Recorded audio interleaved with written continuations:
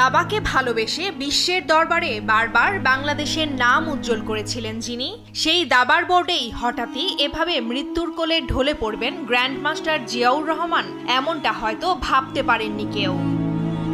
শুক্রবার জাতীয় দাবার 12তম রাউন্ডে আরেক গ্র্যান্ডমাস্টার এনামুল হোসেন রাজীবের বিপক্ষে খেলা চলাকালীন হঠাৎই মাথা ঘুরে পড়ে যান দেশসেরা এই দাবাড়ু। দ্রুতই তাকে নেওয়া হয় শাহবাগের ইব্রাহিম কার্ডিয়াক হাসপাতালে। তবে সব চেষ্টা ব্যর্থ করে মাত্র 50 বছর বয়সেই না ফেরার দেশে পাড়ি জমালেন তিনি।